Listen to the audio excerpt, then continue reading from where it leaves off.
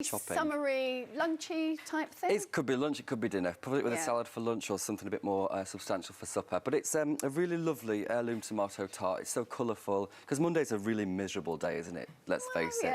So I like to colour it up with a little bit of colourful tomatoes.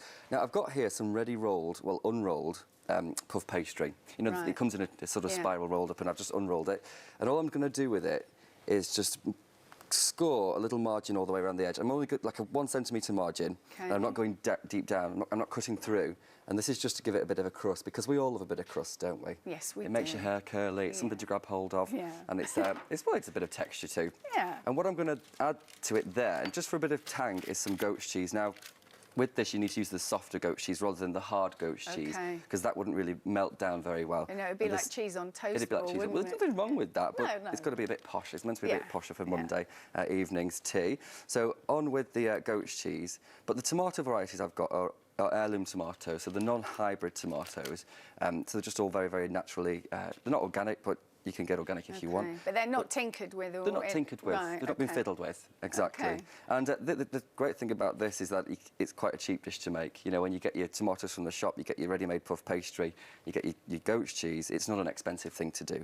And they look so lovely. It's the different colours, isn't it, that make the heirloom ones just look so lovely. And the smell of them, you can smell them. And that's my top tip with tomatoes, is don't go into the supermarket and just grab a packet, sniff it. I mean, you might look like a bit of a weirdo sniffing your tomatoes. Cut them open. You need to make sure you smell them, because the ones that smell really, really viney and beautiful and fresh, they're the ones you should go for. If they smell insipid, banal, don't get them. No one likes a banal tomato, no one likes Absolutely not. So what I've got some a great range. This one here is the beautiful big bull's heart tomato. So it's gorgeous, gorgeous, got great ridges, great smell to it. So I'm going to use a bit of that one as well. But you can use heart. I've never heard of that one. Yeah, it's a bull's heart. It looks like a bull's heart, but a yellow bull's heart. Yeah. I'm not sure bull's hearts are yellows. And the red one, is that a beef steak, the red one? It is. There's a beef steak on there. We've got some vines. We've got some, there's little called green tigers, which sounds like the after effect of absinthe or something, doesn't it, the green tiger? But I assure you it's absolutely fine to eat. I wouldn't know. I'm sure you wouldn't. I'm going to use those on there now. So all I'm going to do is just pile them on top of the goat's cheese. Just sort of scatter them really, really rustically. I don't want this to be neat. I don't want it to be really, really pretty. Just it is simple, isn't it? It's just... It's naturally, you know, it's rustically gorgeous, isn't it? That's the thing about it. It's not an airy-fairy, artsy-fartsy thing. It's just... It's what it is, isn't it? Yeah. It's just what it is. And bit of cheese and tomato and pastry. It is. If you wanted to, you could add pesto to the base as well. Nice. But that might be over-egging the pudding, you know, a bit of pesto. But it really is. That's the good thing about shop-bought puff pastry, is that it's just so easy, isn't it? It's so easy. I never make my own puff pastry. I've been to pastry school, you know, I've been to... I've learned how to make puff pastry, but it's just such a waste of time. What's the point, exactly? What's the point? Even top pastry chefs in the industry, they don't use... they just use ready-made puff pastry. They don't make their own, because it's just a waste of time and money, isn't it? So I'm just going to pile on these tomatoes, just really, really loosely, like this. It takes a bit of a while, but it's all right. And I'm going to add to this. It's taking a while. I was It's taking a while. But it's all right. It's nice occupation of time.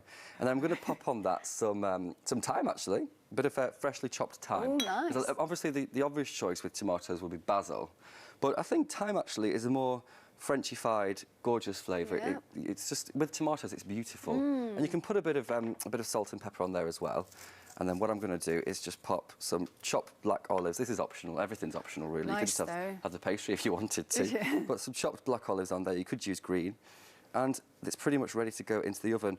All I'm going to do, first of all, before I put it in the oven, is get a bit of beaten egg, just one beaten egg, and glaze that margin, that little border that I've got, so it goes gorgeous and golden brown. And always use an all butter puff pastry rather than a sort of a non-butter one, because they don't ever go as brown, and you want that gorgeous golden crust. So a bit of egg yolk, and then I'm going to pop it into the oven, and I'm going to serve it with an infused oil, which is just olive oil, a bit of thyme in there, a bit of garlic and some chilli, just for a bit of a kick. So you chop all that up, put it in the oil and leave it for a bit so it infuses? Yeah. Oh, lovely.